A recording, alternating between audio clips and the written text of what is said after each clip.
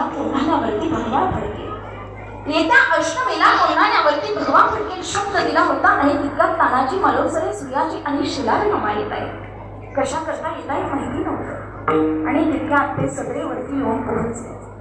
सदरीवरती आल्याच्या नंतर राजांनी विचारलं, ताना काय काम काढलं, कशा करता आलात, कशा करता आलात म्हटल्याच्या नंतर तानाने सांगायला सुरुवात केली, ओ राज, माझ्या लेकराचं रायबाचं लग्न काढले राजा, माझ्या लेकराचं रायबाचं लग्न काढले राजा आणि माझ्या लेकराच्या रायबाच्या लग्नाच्या अक्षता घेऊन आले राजा.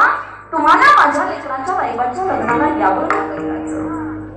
असं म्हटल्यानंतर राजाने विचारलं, येताना अरे तुझं लेकरू माझं लेकरू काही वेगळं आहे का, येणार की तुझ्या लेकराच्या रायबाच्या लग्नाला, परंतु हे तरी सांग तुझ्या लेकराचं रायबाचं लग्न कधी आहे, लग्न कधी म्हटल्याच्या नंतर तानानं सांगायला सुरुवात केली, ओ राज, येत्या अष्टमीला माझ्या लेकराचं रायबाचं लग्न काढलंय आणि तुम्हाला लग्नाच्या आधीच लग्नाला यावं लागेल, लग्नाच्या आधीच यावं लागेल म्हटल्याच्या नंतर राजे थोडीशी थबकून मागे सरकले आणि राजेंनी सांगितलं, येताना नाही रे जमाईचं लग्नाला येणार, का नाही जमाईचं राजा, आता म्हणाला की तुझं लेकरू माझं लेकरू काही वेगळं आहे का, आता म्हणता नाही जमाईचं, का नाही जमाईचं राजा, कारण तरी सांगा, कारण तरी सांगा म्हटल्याच्या नंतर राजांनी सांगितलं, येताना हट्ट करू नको, अतिशय महत्वाची मोहीम आहे म्हटले त्या दिवशी.